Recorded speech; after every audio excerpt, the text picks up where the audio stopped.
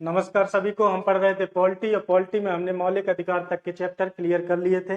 मौलिक अधिकार मतलब स्टार्ट हो चुका था और उसके तहत हमने समानता के अधिकार को अच्छी तरह से देख लिया था। किसके अधिकार को? समानता के अधिकार तक। ठीक है, यानी आर्टिकल 18 तक हम एक एक चीज कवर कर चुके थे।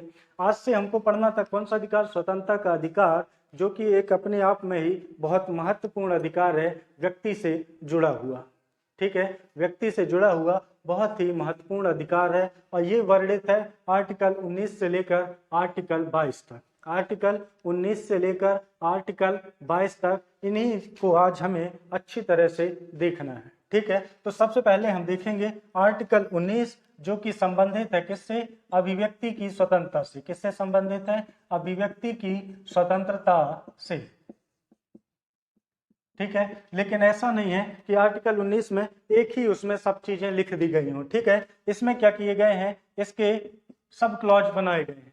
आर्टिकल 19 के क्या किए गए हैं? सब क्लॉज बनाए गए हैं और हर एक सब क्लॉज में कुछ ना कुछ बातें जोड़ी गई हैं। उन्हीं बातों को हमें देखना है। ठीक है, तो आर्टिकल 19 का 1 बनाया गया है और उस 1 का भी ए बनाया गया है। ठीक है, याद रखिए जो आर्टिकल में छोटा ए लिखा होता है, यानी ये भी क्या है? Sub clause. क्या है? सब क्लॉज है। अब बड़ा कैपिटल ए लिखा होता है, इसका मतलब ये होता है कि वो संवैधानिक संशोधन के द्वारा जोड़ा गया है। ठीक है, तो यहाँ मैं छोटा ए लिख रहा हूँ, यानी मूल संविधान से ही ये हिस्सा है और ये इसका सब क्लॉज। ठीक है, 19 का बी है, 19 का 1 का सी है, डी है और ई एफ जी, इतने आर्टिकल हैं। ठीक है, और सभी में कुछ ना कुछ बातें लिखी हुई हैं। इसमें है व्यक्ति को बोलने की स्वतंत्रता है। क्या है? बोलने की स्वतंत्रता है। ठीक है, कोई भी व्यक्ति कुछ भी बोल सकता है, अपने विचार अभिव्यक्त कर सकता है। लेकिन जैसा कि मैंने आपको शुरू वाले वीडियो में ही बताया था और समानता के अधिकार में भी बताया था कि हमारे जो मौलिक अधिकार है वो सीमित नहीं है, उनमें उचित प्रतिबंध लगाए गए हैं। ठीक है, तो इस बोलने की स्वतंत्रता में 19 के सब क्लॉज 2 के तहत, सब क्लॉज 2 के तहत, यहाँ देखिए ये 19 का 1 का ए है, यहाँ पे 19(2) के तहत इसमें क्या किया गया है? प्रतिबंध लगाया गया है बोलने की स्वतंत्रता में। और कैसे प्रतिबंध लगाए गए हैं? तो देखिए, एकता राष्ट्र की एकता एवं अखंडता को नुकसान नहीं पहुंचना चाहिए। ठीक है, फिर क्या है? लोक व्यवस्था खराब नहीं होनी चाहिए, लोक व्यवस्था खराब नहीं होनी चाहिए। मानहानि नहीं कर सकते आप, किसी व्यक्ति पर्सनल व्यक्ति को टारगेट नहीं कर सकते हैं, उसके खिलाफ आप शब्द नहीं बोल सकते हैं। ठीक है, आप न्यायालय के कानून की अवमानना नहीं कर सकते हैं, न्यायालय की अवमानना नहीं कर सकते हैं। इस तरह से कई प्रकार से क्या किए गए हैं? इस बोलने की स्वतंत्रता के आपके मौलिक अधिकार में प्रतिबंध लगाए गए हैं। ठीक है, और ये प्रतिबंध एक तरह से ठीक भी है, क्योंकि कोई व्यक्ति को अगर पूरी आज़ादी मिल जाती तो वो कुछ भी बोलता रहता बिना किसी की मर्यादा देखे हुए। ठीक है, बोलने की स्वतंत्रता में 2 चीजें हुई। एक तो इंडियन एक्सप्रेस बनाम भारत संघ का केस आया। कब आया ये? तो 1985 में आया और इसके तहत बोला गया कि जो प्रेस की स्वतंत्रता है, किसकी स्वतंत्रता है? प्रेस की स्वतंत्रता है, वो इसी के तहत दी जाती है। यानी किसके तहत? तो आर्टिकल 1 के ए के तहत। इसी में क्या है? निहित है। प्रेस की स्वतंत्रता इसी में निहित है। दूसरी चीज क्या हुई? ये तो पहली चीज हो गई। दूसरी चीज क्या हो गई कि जो मतदाता हैं, जो कौन है? मतदाता हैं, उन्हें अपने उम्मीदवार के बारे में उम्मीदवार की जानकारी लेने का अधिकार हो। ठीक है, ये सारी बातें किसमें आ गई? आर्टिकल 1 के ए में, आर्टिकल 1 के ए में। ठीक है, अब देखना है हमें आर्टिकल 1 का बी। आपको प्रतिबंध भी बता दिए गए। ठीक है, आर्टिकल 1 के बी में आपको दिया गया है सभा एवं सम्मेलन करने का अधिकार। सभा एवं सम्मेलन करने का अधिकार, यानी आपके जो विचार, अगर आप चाहते हैं कि मैं एक बड़े मंच में उसको क्या करूं, जाहिर करूं, तो आप सभा एवं सम्मेलन कर सकते हैं। लेकिन इसमें 19(3) के तहत प्रतिबंध लगाया गया। किसके तहत? 19(3) के तहत। कौन कौन से प्रतिबंध है? तो एक तो यही है राष्ट्र की एकता एवं अखंडता, दूसरा है लोक व्यवस्था, दूसरा क्या है? लोक व्यवस्था, और तीसरा क्या है? यातायात नियंत्रण। इन तीनों के कारण आपके इस अधिकार में रोक लगाई जा सकती है, आपके इस अधिकार को सीमित किया जा सकता है, प्रतिबंध लगाया जा सकता है। ठीक है। आर्टिकल 1 के सी में आपको संघ, संगठन एवं सहकारी समिति बनाने का अधिकार दिया गया। सहकारी समिति बनाने का अधिकार दिया गया। ये जो सहकारी समिति बनाने का अधिकार है, ये 97 कॉन्स्टिट्यूशन अमेंडमेंट एक्ट के द्वारा जोड़ा गया है, बाकी ये तो पहले भी था। यानी आप चाहते हैं कि आपने जो सभा सम्मेलन की, वहां जो आपके कुछ ऐसे मित्र हैं जो आपका सहयोग कर रहे हैं, आप उनके साथ संगठन बना सकते हैं, लेकिन इसमें भी प्रतिबंध डाल दिया गया 19(4) के तहत। 19(4) के तहत कौन कौन से प्रतिबंध? तो ये दो, और तीसरा क्या? आपका जो संगठन हो वो नैतिक रूप से सही हो। ठीक है, नैतिक रूप से सही हो, वहां आपराधिक कार्य ना हो, तभी आप संघ बना सकते हैं। ठीक है, ये 3 क्या है? प्रतिबंध हैं। डी में आपको क्या दिया गया है? आप संघ बना लिए, आपको क्या हुई? बोलने की स्वतंत्रता है, आपके अंदर कुछ विचार आए, आपने क्या किया? सम्मेलन किया, अपने विचारों को क्या किया? जाहिर किया। फिर आपने वहां पे क्या किया? संगठन बनाया। अब आपने सोचा कि हमारा ये संगठन है, वो देश भर में जाके, सभी राज्यों में जाके क्या करे? प्रचार करे। तो आपको क्या दे दिया गया? घूमने की स्वतंत्रता दे दी गई। घूमने की स्वतंत्रता दे दी गई। ठीक है, आप घूमिए, आप जाइए। लेकिन फिर वही दिक्कत, इसमें प्रतिबंध लगा दिया गया 19(5) के तहत। अब क्या बोला गया कि ये 2 चीजें हों, ये प्रतिबंध लगे हैं। कौन कौन से? राष्ट्र की एकता एवं अखंडता, दूसरा लोक व्यवस्था, और तीसरा क्या है? ST SC वाला एरिया ना हो, यानी कोई ऐसा एरिया ना हो जहां जाना प्रतिबंधित हो। ST SC एरिया में ऐसा तो नहीं कि सभी एरिया प्रतिबंधित होते हैं, लेकिन कुछ एरिया होते हैं जहां आपके जाने से वहां का क्या हो सकता है? माहौल खराब हो सकता है। तो ऐसी जगह पर जाने पर आपको रोक लगाई जा सकती है। अब आप गए घूमने, आपको वो जगह पसंद आ गई, आपने वहां क्या किया? आवास बना लिया, आप क्या करने लगे? वहां निवास करने लगे। अब आप निवास करने लगे, लेकिन फिर वही आर्टिकल 19(5) यानी ये वाली जो प्रतिबंध है, ये इसमें भी लगा दिया गया कि राष्ट्र की एकता एवं अखंडता में खतरा ना हो, लोक व्यवस्था ना बिगड़े, और ST SC का कोई ऐसा इलाका ना हो जहां आपके जाने से वहां का माहौल खराब हो जाए। F में था संपत्ति का अधिकार। क्या था? संपत्ति का अधिकार, जो कि अब खत्म कर दिया गया। क्या कर दिया गया? खत्म कर दिया गया। अब आप गए हैं कहीं पर निवास करने लगे, तो आप क्या करेंगे? व्यापार करेंगे, तब तो खाना खाएंगे। व्यापार करने का क्या होगा? आपको अधिकार होगा। व्यापार करने का क्या होगा? अधिकार होगा। और व्यापार करने के अधिकार के तहत आपको 19(6) के तहत फिर प्रतिबंध लगा दिया गया। अब प्रतिबंध क्या लगा दिया गया? कि आप व्यापार तो करेंगे, लेकिन अगर कोई ऐसा व्यापार है जिसमें तकनीकी योग्यता लगती हो, जिसमें कौशल लगता हो, तो आपके उस अधिकार पर प्रतिबंध लगाया जा सकता है, अगर आपके पास तकनीकी या कौशल दोनों नहीं है तो। ठीक है, तो ये है पूरा का पूरा आर्टिकल 19 और आर्टिकल 19 पर लगने वाले प्रतिबंध। ठीक है, प्रतिबंध इसको अब खत्म कर दिया गया है, आप याद रखिएगा। ठीक है, तो इस पर क्या प्रतिबंध थे, क्या नहीं थे, ये हमें जानना नहीं है, ये अब खत्म हो चुका है। ठीक है, तो अब देखते हैं आर्टिकल 20। कौन सा आर्टिकल? आर्टिकल 20। अपराधियों की जो दोष सिद्धि हो जाती है, जो अपराधों की दोष सिद्धि हो जाती है, उसके विरुद्ध संरक्षण। ठीक है,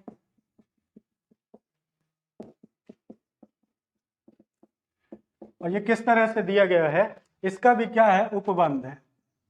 20 का 1 है, क्या है, 20 का 1, 20 2 और 20 3, यानी आर्टिकल 20 का सब क्लॉज 1, आर्टिकल 20 का सब क्लॉज 2, आर्टिकल 20 का सब क्लॉज 3।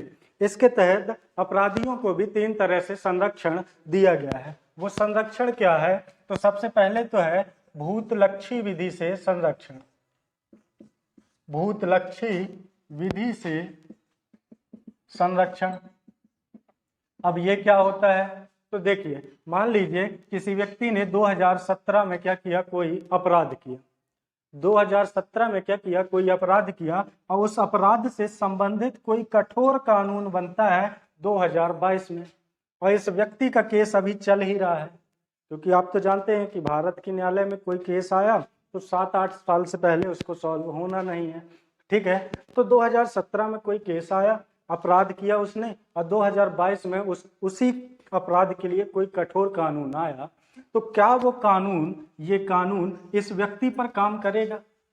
क्या इस कानून के तहत इस व्यक्ति को अपराध की सजा दी जा सकती है? तो ऐसा नहीं हो सकता है। भूतलक्षी यानी जो पुरानी विधियां, उससे क्या होगा, उसको संरक्षण होगा।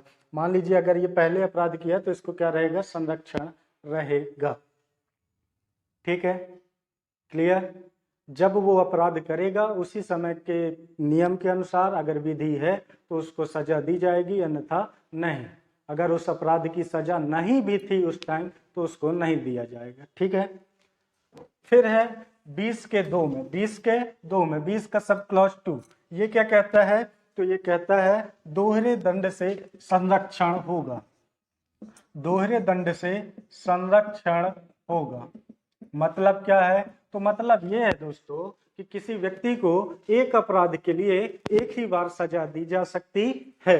कोई व्यक्ति अगर अपराध करता है, मान लीजिए चोरी की, तो उसको एक ही बार सजा दी जा सकती है। हाँ, आगे वो उस सजा को भुगतने के बाद फिर वो चोरी करता है तो फिर सजा मिलेगी, लेकिन पुराने दंड के लिए, पुराने अपराध के लिए उसको वापस से सजा नहीं दी जा सकती है। हाँ, लेकिन इसमें एक चीज होती है, क्या होता है इसमें, तो इसमें देखिए ऐसा होता है कि कोई सरकारी अधिकारी है, कौन है, सरकारी अधिकारी है। अब वो जब कोई अपराध करता है तो न्यायालय तो दंड देता ही है, न्यायालय दंड देता ही है, साथ में उसका जो विभाग होता है जहां वो कार्यरत होता है वहां भी उसको कुछ ना कुछ दंड दिया जाता है, या तो उसकी जॉब से निकाल दिया जाता है या किसी भी प्रकार का दंड दिया जाता है। तो यहाँ आप देखेंगे कि 2 प्रकार के दंड हो गए, यानी दोहरे दंड हो गए। तो देखिए ये जो संरक्षण है ये न्यायिक कार्यवाही से है, यानी न्यायालय के द्वारा दी जाने वाली सजा से है, ना कि विभाग के द्वारा, ठीक है। न्यायालय उसको एक अपराध के लिए एक ही बार में क्या कर सकता है, सजा दे सकता है, ठीक है, सजा दे सकता है। ये है आर्टिकल 20 का 2।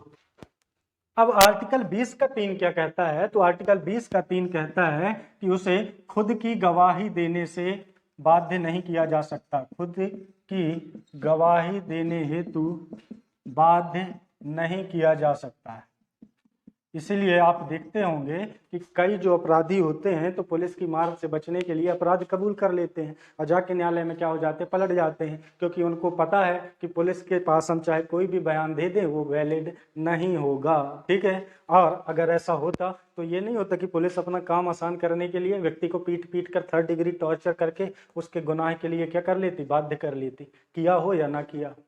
तो ऐसे करने के लिए क्या है, प्रतिबंध लगा हुआ है। ऐसा कोई भी नहीं कर सकता कि किसी व्यक्ति को गवाही देने के लिए बाध्य किया जा सके, ठीक है। तो ये था आर्टिकल 20। अब देखते हैं आर्टिकल 21। क्या देखते हैं, आर्टिकल 21 स्वतंत्रता के अधिकार में सबसे विस्तार वाला आर्टिकल यही है, आर्टिकल 21, जो कि बात करता है प्राण एवं दैहिक स्वतंत्रता की। किसकी बात करता है, प्राण एवं दैहिक स्वतंत्रता की बात करता है, ठीक है। हुआ क्या था कि देखिए जब 1950 में हमारा संविधान लागू हुआ था उसी समय पर केस आया था 1950 में एन गोपालन करके, क्या करके, एन गोपालन करके, ठीक है। और इस केस में सर्वोच्च न्यायालय ने क्या कहा था कि व्यक्ति का जो अधिकार है, जीवन जीने का अधिकार है, ये जीवन तक ही सीमित है। कहाँ तक सीमित है? जीवन जीने तक ही सीमित है। लेकिन 1978 में जब मेनका गांधी का केस आया, मेनका गांधी बनाम भारत संघ, भारत संघ, ये क्या था दोस्तों? तो मेनका गांधी के ऊपर एक केस चल रहा था और ये क्या हो रहा था, ये विदेश जाने वाली थी। कहाँ जाने वाली थी? विदेश जाने वाली थी। तो जब ये एयरपोर्ट पहुंची तो उसी समय पर इनको रोक लिया गया कि आप विदेश नहीं जा सकती हैं। तब इन्होंने कहा था नहीं, ये तो मेरा मौलिक अधिकार है, जीवन के अधिकार के तहत।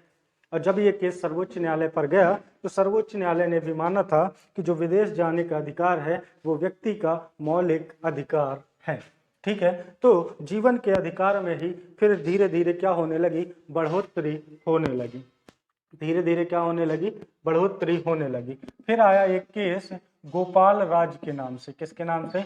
गोपाल राज के नाम से। ये अलग है, ये अलग है, ठीक है। और यहाँ पे क्या किया गया, निजता के अधिकार को, निजता के अधिकार को व्यक्ति का मौलिक अधिकार माना गया, ठीक है। निजता के अधिकार यानी राइट टू प्राइवेसी। देखिए एक दार्शनिक थे, कौन थे? कांट। कौन थे? कांट थे। इनका कहना था, इनका क्या कहना था? तो ये कहते थे कि किसी व्यक्ति या वस्तु की या तो कीमत होती है, क्या होती है? कीमत, या होती है क्या? गरिमा। तो आप किसी वस्तु की अगर कीमत है, किसी वस्तु की अगर कीमत है तो उसकी तुलना आप किसी भी चीज से कर सकते हैं। लेकिन कोई अगर गरिमामय है, यानी कोई वस्तु अगर गरिमा की कीमत जो है वो गरिमा है, क्या है? गरिमा है, तो आप उसकी तुलना किसी भी चीज से नहीं कर सकते। किसी व्यक्ति की या वस्तु की जो गरिमा होती है वो अतुलनीय होती है। उसी के तहत निजता के अधिकार को, राइट टू प्राइवेसी को जीवन के अधिकार में शामिल किया गया था। फिर एक केस आया ज्ञान कुंवर बाई, ज्ञान कुंवर बाई बनाम पंजाब सरकार, पंजाब सरकार, ठीक है। और ये केस आया था 1996 में। और इसके तहत जो इच्छा मृत्यु है, क्या है? इच्छा मृत्यु है, इसको अस्वीकार किया गया था। इसको क्या किया गया था? अस्वीकार किया गया था, ठीक है। लेकिन फिर केस आया अरोड़ा सागवान। क्या आया? अरोड़ा सागवान बनाम भारत संघ, भारत संघ। ये केस क्या था दोस्तों? तो यहाँ हुआ ये था कि ये जो अरोड़ा सागवान थी, ये कोमा में थी बीते कई सालों से, करीब 22-23 साल से ये क्या थी? कोमा में थी। ना तो जिंदा ही थी और ना तो मरी ही थी, ठीक है। क्या थी? कोमा में थी।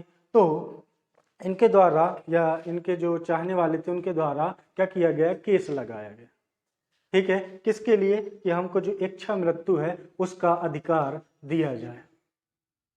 तो फिर यहाँ पे दो बातें आई। दो बातें कौन सी आई? यहाँ पे दो बातें आई दोस्तों। एक तो आई पैसिव यूथोनेसिया, ठीक है, और एक बात आई एक्टिव यूथोनेसिया। ये हो गई निष्क्रिय इच्छा मृत्यु, निष्क्रिय इच्छा मृत्यु। और ये हो गई सक्रिय इच्छा मृत्यु, दिल टूटा मरने पहुंच जाओ वो वाली मृत्यु, ठीक है। यानी नॉर्मल कोई भी सुसाइड कर ले, ठीक है। तो हम जो सर्वोच्च न्यायालय थी, जो सर्वोच्च न्यायालय थी उसने पैसिव यूथोनेसिया को तो सही कहा, लेकिन एक्टिव यूथोनेसिया को खारिज कर दिया। यानी कोई व्यक्ति नॉर्मली दिल टूटने पर या किसी भी वजह से थक हार कर क्या करता है? सुसाइड करता है और धोखे से वो बच जाता है तो उसको जेल भेज दिया जाएगा, ठीक है, उसको सजा मिलेगी। अब पैसिव यूथनेसिया ऐसा है कि अगर आप मेडिकली बहुत ही परेशान हैं तो आपको क्या किया जाएगा? मेडिकली अगर सर्टिफिकेट मिल जाता है तो फिर आपको कोर्ट के द्वारा निष्क्रिय इच्छा मृत्यु का अधिकार दिया जा सकता है, यानी आपके जीवन के अधिकार को छीना जा सकता है, ठीक है। लेकिन इसमें भी अभी एक चीज है, आपको समझना है विधि द्वारा स्थापित प्रक्रिया को और विधि की उचित प्रक्रिया को। क्या क्या देखना है आपको प्राण एवं दैहिक की स्वतंत्रता के अंतर्गत? विधि विधि द्वारा स्थापित प्रक्रिया, विधि द्वारा स्थापित प्रक्रिया और विधि की यथोचित प्रक्रिया। ठीक है, एक एक फैक्ट हमको देखना है, कोई भी चीज नहीं छोड़ना है। जो छोटे एग्जाम जिनको देना है वो सिर्फ आर्टिकल देखते जाइए, लेकिन जिनको पीएससी वगैरह देना है तो वो एक एक चीज पढ़िए। मैं सबके लिए वीडियो बनाता हूं तो इसमें सब कुछ मिलेगा। ठीक है, विधि द्वारा स्थापित प्रक्रिया, इसमें क्या होता है तो ये देखिए, सबसे पहले तो ये ब्रिटिश संविधान की विशेषता है, ब्रिटिश संविधान की विशेषता है। और ये जो है ये अमेरिकी संविधान की विशेषता है। ठीक है, संविधान की विशेषता। इसमें क्या है, इसमें विधि के शासन को क्या है, दर्जा प्राप्त है, मतलब सर्वोच्च दर्जा किसको प्राप्त है, विधि के शासन को। यानी यहाँ विधि का निर्माण कौन करता है, संसद करती है, आप सभी जानते हैं। तो यहाँ संसद जो भी विधि बनाएगी वो सर्वोच्च होगी। लेकिन यहाँ पे क्या होता है कि संसद कोई विधि बनाती है तो न्यायपालिका को न्यायिक पुनरावलोकन की शक्ति होती है। यानी अगर वो विधि प्राकृतिक न्याय के खिलाफ है तो न्यायपालिका चाहे तो उस विधि को रद्द कर सकती है। ये आपको याद रखना है। तो ये हो गई क्या सकारात्मक, नकारात्मक, और ये हो गई क्या सकारात्मक। अगर आपकी विधि प्राकृतिक न्याय के खिलाफ है तो सर्वोच्च न्यायालय उसको, जो न्यायालय होगी, वो खारिज कर सकती है। ठीक है, इससे होता क्या है, देखिए नेता लोगों को आप सभी जानते हैं, हो सकता है मनमानी पर उतारी हो जाए, कोई भी कानून बना दें, तो कम से कम एक ऐसी संस्था रहेगी जहां पढ़े लिखे जज होते हैं, वो चाहें तो इनके द्वारा जो मनमानी पूर्ण कानून है उसको रद्द कर सके। लेकिन ब्रिटिश संविधान की विशेषता है, यहाँ पर न्यायपालिका को उतने अधिकार नहीं दिए गए हैं। लेकिन इस प्रक्रिया को हमने कहाँ से लिया, जापान से। है तो ये कहाँ की, ब्रिटिश संविधान की विशेषता, लेकिन लिया हमने कहाँ से है, जापान से है। ठीक है, इन दोनों ही प्रक्रिया के माध्यम से, अगर वो विधि द्वारा स्थापित प्रक्रिया है और विधि द्वारा उचित प्रक्रिया भी है, यानी न्यायपालिका भी उसको उचित मानती है, तो इन दोनों ही प्रक्रिया के मिलाप से किसी व्यक्ति के जीवन के अधिकार को खत्म किया जा सकता है। तभी आप देखते होंगे कि कई जो ऐसे दंड होते हैं जिसमें मृत्यु दंड की सजा दी जाती है, तो वहां पर अच्छे खासे व्यक्ति को के भी जीवन के अधिकार को खत्म किया जा सकता है। हमारे यहाँ ये दोनों क्या है, मिले हुए हैं। ठीक है, चलिए दोस्तों, अब देखते हैं आर्टिकल 21 का 21 का यानी 21 का ए। ठीक है, तो इसके अंदर शिक्षा के अधिकार को मौलिक अधिकार बनाया गया। शिक्षा के अधिकार, देखिए जो संविधान में स्मॉल ए होता है उसका मतलब क्या हुआ कि वो प्रावधान मूल संविधान से है, वो इसका सब क्लॉज होता है। लेकिन ये जो कैपिटल ए वगैरह है, capital A, capital B, capital C दिए रहते हैं, इनका मतलब होता है कि ये बाद में जोड़े गए हैं संविधान संशोधन के द्वारा। तो जब यहाँ कैपिटल ए है इसका मतलब बाद में जोड़ा गया। बाद में जोड़ा गया तो कब जोड़ा गया, तो दोस्तों बाद में जोड़ा गया ये 86 अमेंडमेंट, कॉन्स्टिट्यूशन अमेंडमेंट एक्ट, यानी 86वां संविधान संशोधन के तहत। जोड़ने वाले कौन थे, तो उस समय प्रधानमंत्री थे अटल बिहारी वाजपेयी जी, अटल बिहारी वाजपेयी जी। ठीक है, हुआ क्या था कि हमारे संविधान के ही राज्य के नीति निर्देशक तत्व का आर्टिकल 45, ठीक है, ये क्या कहता है, ये कहता था कि राज्य जो होगा तो राज्य का कर्तव्य होगा, क्या कर्तव्य होगा कि 6 से 14 वर्ष के बच्चों को प्राथमिक शिक्षा, कौन सी शिक्षा, प्राथमिक शिक्षा मुफ्त में उपलब्ध कराने का प्रयास करेगा। राज्य का कर्तव्य होगा कि 6 से 14 वर्ष के बच्चों को मुफ्त में शिक्षा उपलब्ध कराने का प्रयास करेगा। ठीक है, ये किस में लिखा था, राज्य के नीति निर्देशक तत्व में। क्यों लिखा था, तो दोस्तों देखिए, जब हमारा संविधान बनाया गया तो उस समय हमारे पास इतने संसाधन थे नहीं, जो था वो अंग्रेज लूट लिए थे। ठीक है, बचा जो था वो, उसमें से 63 करोड़ रुपए हमें पाकिस्तान को देना पड़ा था। उस समय 63 करोड़ आप जानते हैं कितना ज्यादा होता है। ठीक है, तो हमारे पास उतने संसाधन नहीं थे, तो जो जरूरी अधिकार थे वो नागरिकों को उसी समय दे दिए गए। लेकिन कुछ ऐसे अधिकार थे जो उस समय देना पॉसिबल नहीं था, या उस समय हमारे पास संसाधन नहीं थे, तो कुछ आर्टिकलों को किस में रख दिया गया, राज्य के नीति निर्देशक तत्वों में। और राज्यों को ये कहा गया कि जैसे जैसे आपके संसाधनों का विकास होगा आप ये उपलब्ध कराएंगे किसको, नागरिकों को। उसी के तहत अटल बिहारी वाजपेयी जी ने 86वें संविधान संशोधन की सहायता से ये जो 6 से 14 वर्ष के बच्चों को प्राथमिक शिक्षा उपलब्ध कराने का प्रावधान था, इसको ट्रांसफर कर दिए कहाँ, इसको ट्रांसफर कर दिया गया किसमें, मूल अधिकारों में। अब देखिए जब ये चला गया कहाँ, मूल अधिकार में, तो ये आर्टिकल खाली हो गया कि नहीं। अब ये आर्टिकल खाली नहीं हुआ, यहाँ पे क्या किया गया, यहाँ पे किया गया कि ये जो 6 को 3 कर दिया गया और 14 को 6 कर दिया गया, और ये वर्ष के बच्चों को राज्य शिक्षा उपलब्ध कराने का प्रयास करेगा। और इसी के तहत दोस्तों आंगनवाड़ी केंद्रों की क्या होती है, स्थापना होती है। अब आर्टिकल 45 में क्या है, 3 से 6 वर्ष के बच्चों को, ठीक है, पहले था 6 से 14 वर्ष के बच्चों को, लेकिन 86वें संविधान संशोधन के तहत ये 2 परिवर्तन हुए। तीसरा परिवर्तन आर्टिकल 51 का, जो कि नागरिकों के मूल कर्तव्यों से संबंधित है, उसमें भी ये जोड़ा गया कि जो पेरेंट्स होंगे, जो बच्चों के अभिभावक होंगे, वो बच्चों को स्कूल भेजेंगे। कौन से बच्चों को, तो वही 6 से 14 वर्ष के बच्चों को, ठीक है। फिर अब देखते हैं हम आर्टिकल 22, किसको देखेंगे, आर्टिकल 22 को। आइए तो देखते हैं आर्टिकल 22। आर्टिकल 22 है दोस्तों गिरफ्तारी के विरुद्ध संरक्षण, गिरफ्तारी के विरुद्ध संरक्षण, ठीक है। ये क्या कहता है, तो देखिए इसके भी सब क्लॉज कटे हुए हैं। 22 का सब क्लॉज 1, 22 का 2, 22 का 3 और 22 का 4, ठीक है, 22 का 4। 1 क्या कहता है, 1 कहता है कि किसी व्यक्ति को गिरफ्तार करेंगे आप, तो उसको क्या करेंगे, कारण बताएंगे, क्यों गिरफ्तार कर रहे हैं, तो पहले तो उसको कारण बताएंगे, ठीक है। दूसरा, आपने कारण बता दिया तो व्यक्ति को यह अधिकार होगा कि वो अपना वकील कर सके, यानी अभियोजक नियुक्त कर सके, ठीक है, अभियोजक नियुक्त कर सके।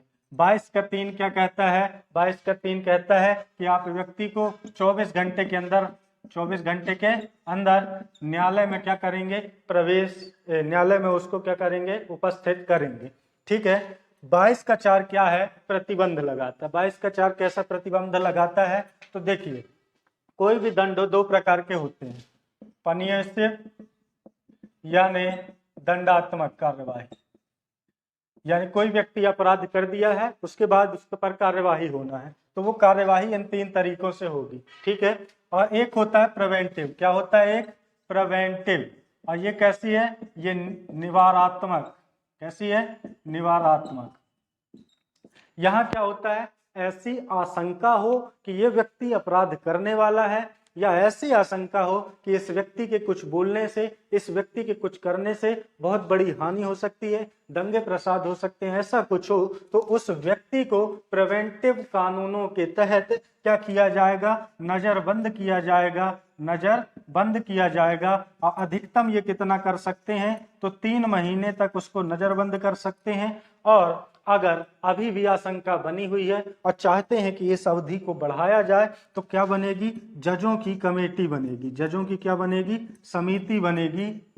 और वो समिति अगर सिफारिश करती है तो फिर इस अवधि को अगले फिर 3 महीने के लिए बढ़ा दिया जाएगा। और इसी तरह से आप अवधि बढ़ा सकते हैं, किस कानून में, निवारात्मक कानूनों में। और इसी के तहत राष्ट्रीय सुरक्षा कानून, NSA और पेशा, मेसा, पोटा, इस तरह के कानून क्या होते हैं, बनते हैं, निवारात्मक कानून होते हैं ये, ठीक है। तो ये था आर्टिकल 19 से 22 तक वर्णित स्वतंत्रता का अधिकार। अगली वीडियो में हम देखेंगे कौन सा, शोषण के विरुद्ध अधिकार, यानी आर्टिकल 23 और आर्टिकल 24। तो मिलते हैं अगली क्लास में, तब तक के लिए जय हिंद।